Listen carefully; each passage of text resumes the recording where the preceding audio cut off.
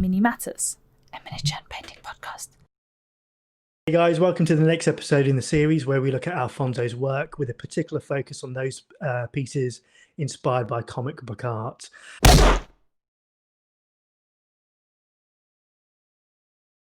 And the one that I've selected for today's episode is the Ironman Mark III, which should be on your screen now.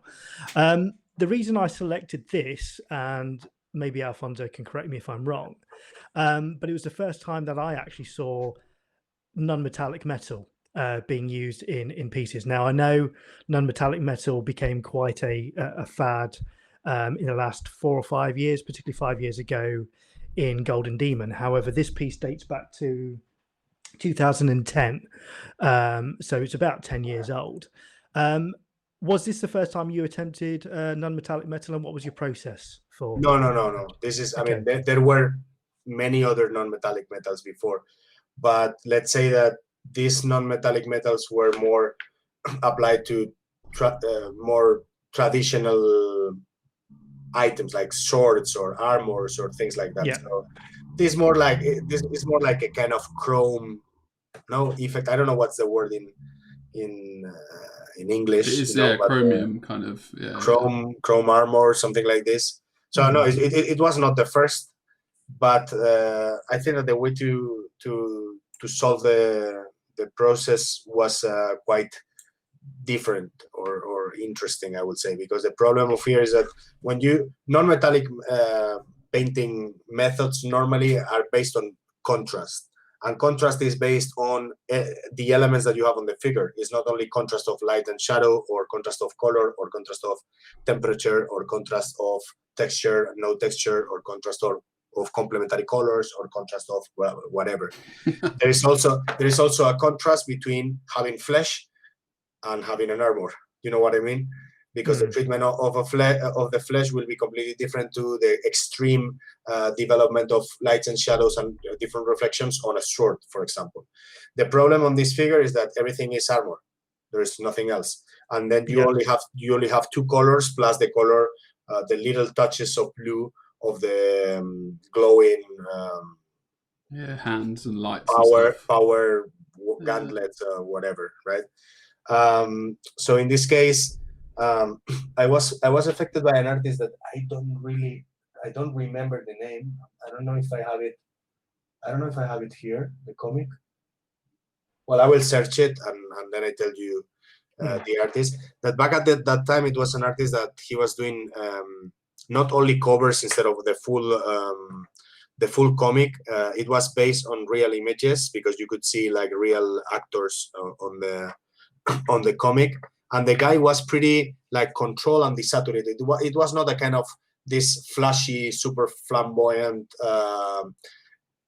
effect style based on lights everywhere, and so it was more controlled. And I took this as an inspiration for the red. I wanted to make it something more volumetric, can I say, like divided in planes, that each element will be defined by the volumetry of the geometry of each part of the armor, and the treatment of the red parts of the armor. It was pretty basic indeed. Not, for example, as a comparison, the Iron Man bust, the Iron Man bust, that was way more complex than this, but way more complex, because it's a kind of like chunky, rounded sphere, and that's it. That is, you have to basically to draw everything, because there is no information, so you have to invent everything. But here the pose is really nice. I think that it has very many sharp edges that you can support your painting decisions on it. Like separating the planes is quite easily if you choose the right elements to highlight.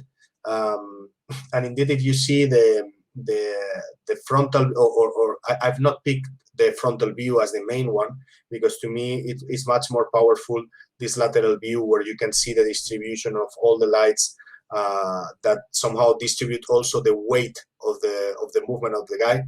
Because another thing that I was especially obsessed in back in that time, it was to try to translate the movement of each scene clearly, like the guy is landing, or the guy is hitting, or the Hellboy is spinning is the word, with a bike, so I played indeed a lot with playing with the scenarios, like inclining the bases, like making some visual tricks, always to emphasize the model in my favor.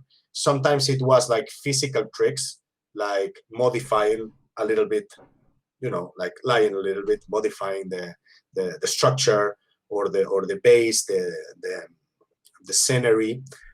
Some other times, like this one, it was purely a painter trick, by placing the lights maybe on the opposite side. So if you consider that, at least to me, how I painted it, which is not always how they took the final picture. That makes sense? Yeah. Most of the times, yes, we agree, but some other times I had a more artistic vision, like this is the vision that I want to emphasize because it's the vision that the model looks better, and maybe the owner of the company said, well, you could be right, but to sell more models, we need to show it in this other way, right? And that's the reason why the frontal view is the view of the box, but the main view for me, my taste, is this lateral view, because it's what explains the movement, what shows the character better, what is the view that it looks better sculpted.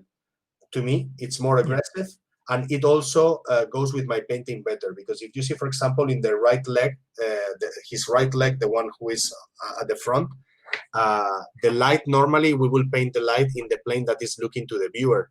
And in this case, I painted the shadow there, and I left the light as a rim light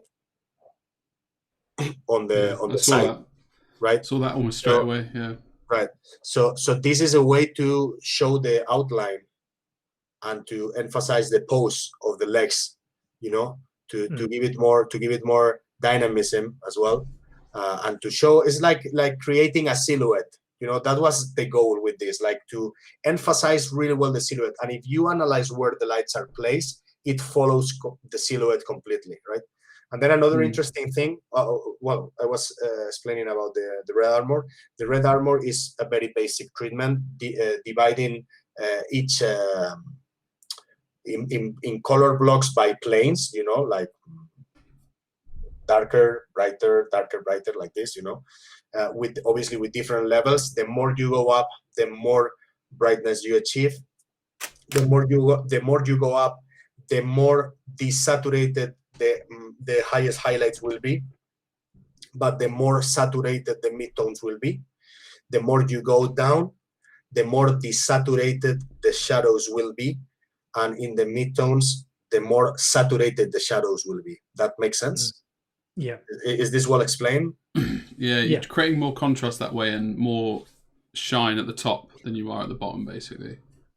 Well, this is a way to summarize, but yes. So basically, I divide. I thought you were asking me to summarize. Yeah. No, I mean, I divide. Basically, I want to explain myself well, and I'm not finding the right words. Basically, like the top, it has a lot of light because the volumes became more rounded, and it has a lot of many more areas of influence of light. So then this turns much more shiny, and for doing this, the brightest spots are even almost white. It's not a pure white; it's a kind of salmon white, but it's also thicker with density. It's a thick paste color with heavy body, and the midtones of the upper part are much more saturated. They are richer. Why? Because I want to keep the idea that this is still red. Otherwise, it will look pink. Make sense? Yeah. Mm-hmm. So in any element of the helmet, shoulders, the upper part of the back, you will find really bright, shiny, and also satin pigment near to white for the highlights, but the midtones will be very strong and very vibrant, with midtones that are really saturated, right? Then you go lower to the lower part of the torso, like the belly, right? Yeah. And here there is a lack of information. There are almost no lights, only a few, and the midtones will be the midtones and the shadows will be pretty saturated. They will have a certain amount of red, right? And then as soon as you go down the lower part of the legs, if you see the shadows became less intense in terms of saturation, they are more grayish. And also the color is not very rich. Why? Because I want to push the view towards the top, basically. Yeah. And because I don't want to add that much information on the lower part of the legs, right?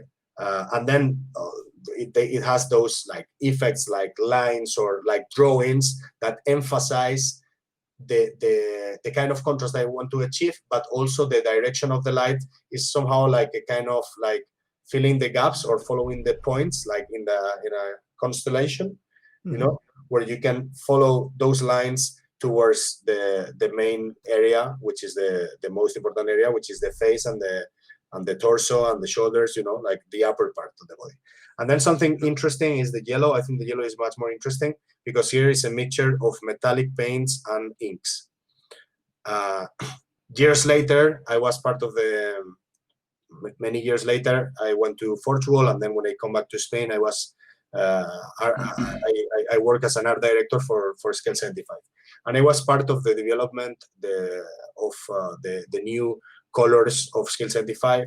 That back in that time they were inks and metallics, and I had the idea to produce some pigments that could be easily used for many different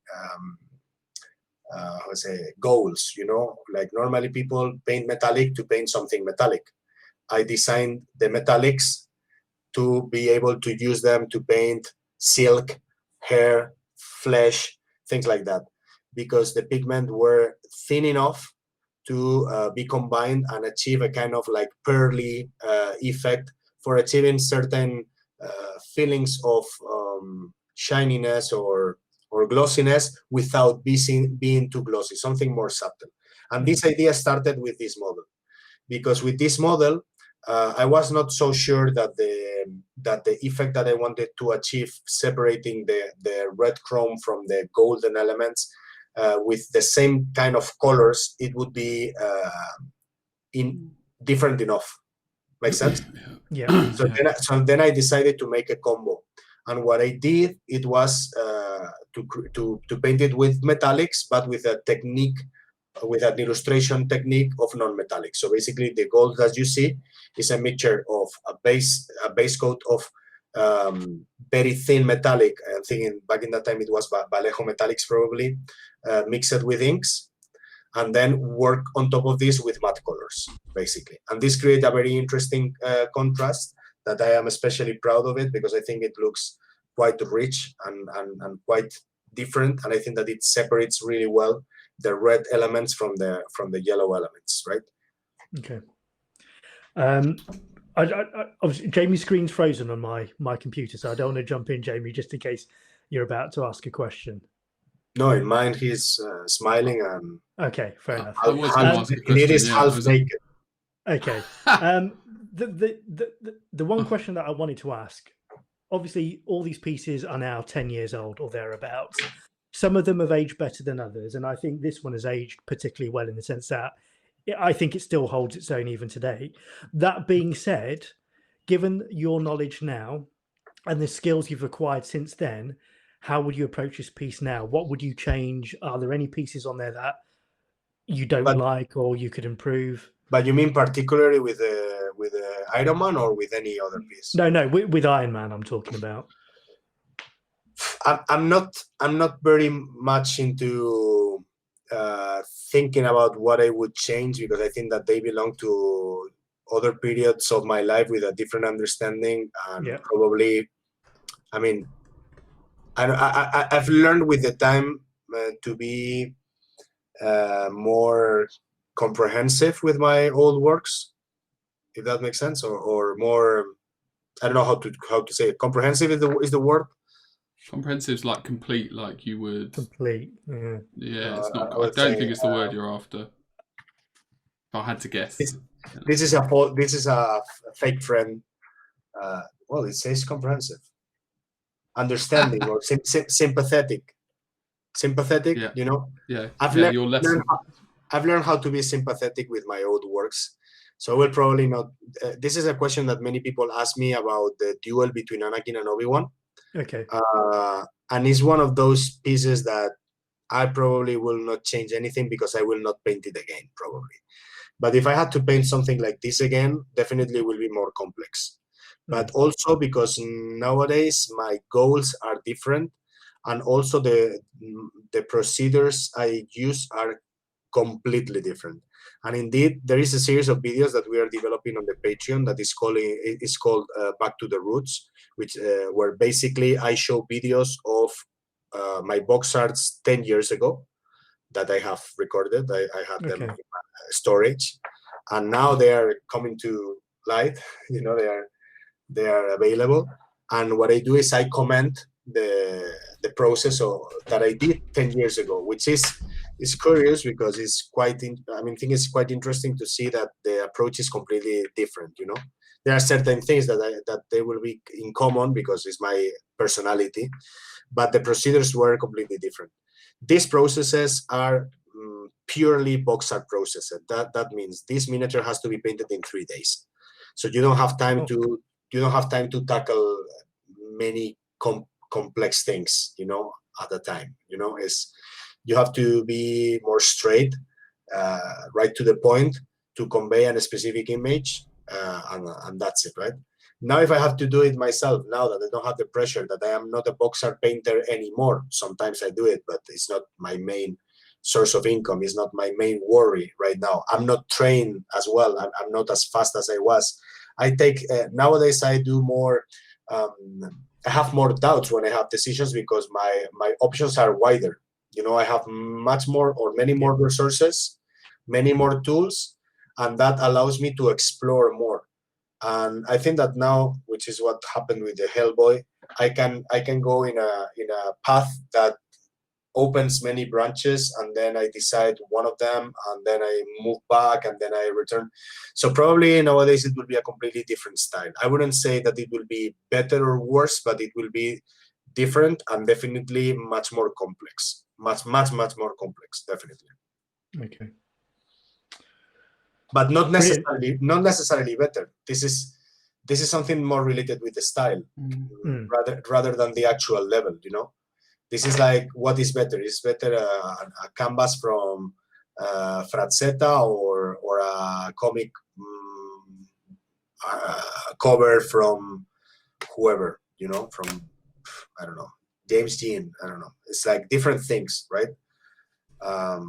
Yeah. Yeah, great. Okay, thanks, guys. Join us in the next episode where we look at another iconic piece by Alfonso. Once again, if you do enjoy the content, please remember to comment, like, and subscribe. It really helps us out, and we enjoy reading your comments down below. We'll catch you on the next one. Bye.